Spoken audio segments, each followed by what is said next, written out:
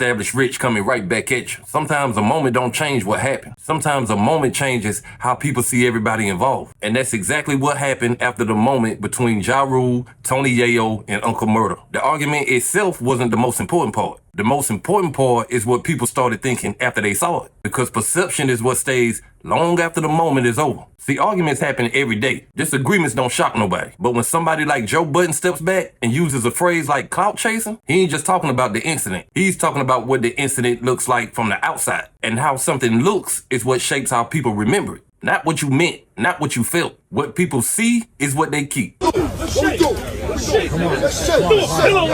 Let's shake. Let's shake. Let's shake. Let's shake. Let's shake.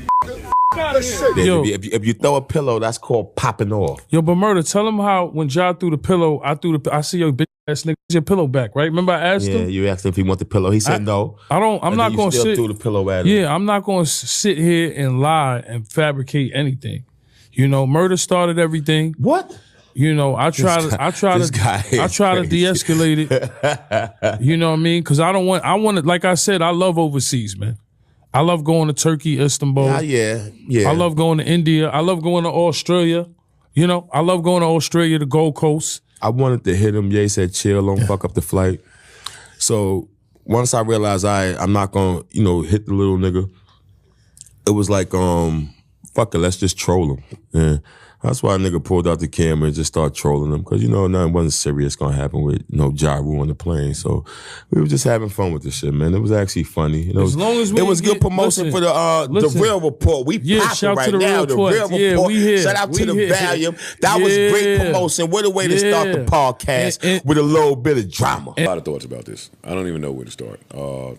One, at our big age, I'm not. I can't speak for nobody else. Clearly, they got this lifelong, everlasting, never-ending beef going on. That leads to my second question. I get confused at Uncle Murder's participation. Well, that was my question for y'all. I get it that he's riding. Yeah. That comes off a way to me. That comes off a way. Well, how? If 50 want to carry this on, and Yayo, and they want to carry this on with Ja, when I saw 50 at the Knicks game, he basically said, it's forever, nigga.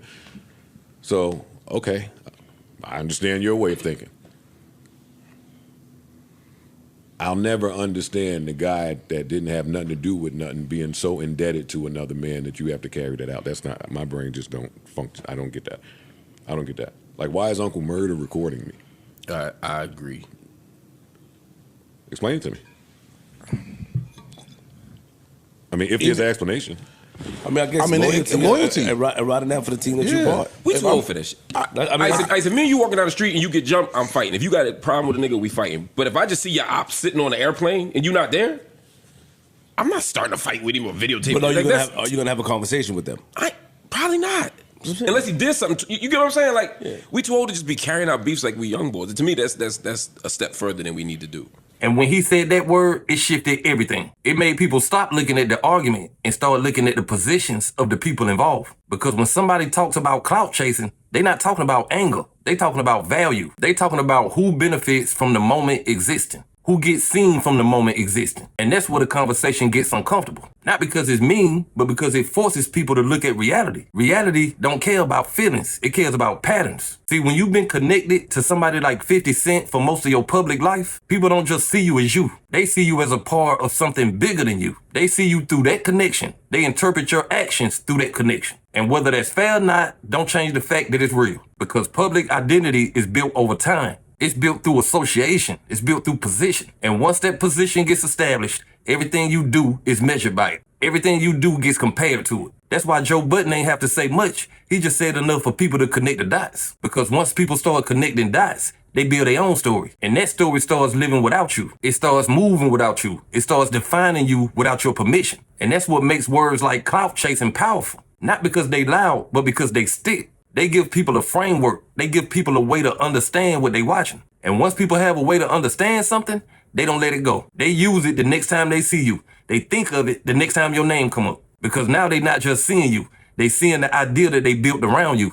clout chasing. And that idea becomes harder to change over time. And this is where the conversation stops being about feelings and starts being about facts. Because whether people want to say it out loud or not, there's a clear difference in position between all these men. And that difference matters when people are trying to understand what they watched. Because position changes perception. Ja Rule ain't just another name from that era. He was one of the biggest artists in music at one point. Not just rap. He had multi-platinum albums and records that dominated radio. He wasn't a background dancer. He was the main artist. He was the voice on the hooks. He was the name on the marquee. He was the person people bought tickets to see. He was the person people waited for. And that kind of position don't disappear just because time passed. That kind of position stays attached to your name forever. It becomes part of your identity, part of your history. Now on the other side of that, you have Tony Yayo and Uncle Murder. Both known, both respected in their own right. But their public recognition never reached the level Ja Rule's did. They were never the face of an era. They were part of somebody else's movement. And ain't nothing wrong with that. Everybody don't play the same role. Everybody don't stand in the same position. Everybody don't carry the same weight in the story. But people need to understand that difference. And I think people see it clearly. And when an incident happens between men who occupy different levels in history, when people interpret it through that difference, they don't see it as equal no more. They see it as uneven.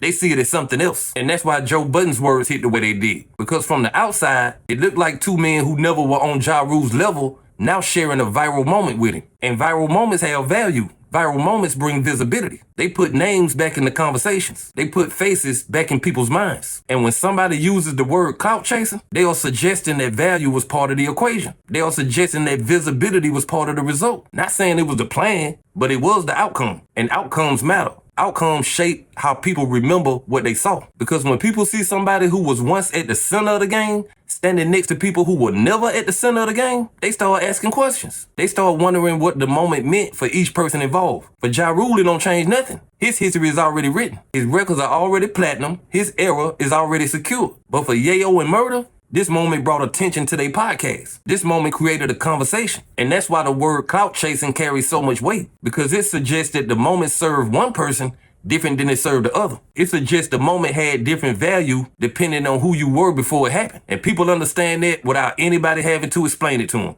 They feel it immediately. They know who stood where in history and who had what position. And that knowledge shapes everything they see that comes after that. And this is where the difference between emotion and maturity becomes clear. Not in the moment, but what happens when the moment is over. Because anybody can get caught in the moment. But not everybody knows how to step back and see it clearly after it happens. What stood out the most wasn't the argument. It's what Ja Rule has done since it happened. He apologized, not to the internet, not to the people looking for entertainment. He apologized to his family. He apologized to the people whose opinions actually matter in his real life. And that's the move of somebody who understands what time it is. That's the move of somebody who understands what he has to lose. Because at this point in his life, his legacy is already secured. His name is already written in the history of the culture. He don't need moments like that to validate who he is. He don't need viral moments to remind people that he exists. He already did the work. He already had his moment. And when you reach that point, your focus shifts. Your priorities change. You stop worrying about looking strong in the moment. You start worrying about protecting your name over time. Because your name is more important than your pride. And your legacy should be more important than your ego. And that's what maturity looks like. It looks like knowing when a moment don't serve you. It looks like knowing when to step back instead of stepping forward. On the other side of that, you got two men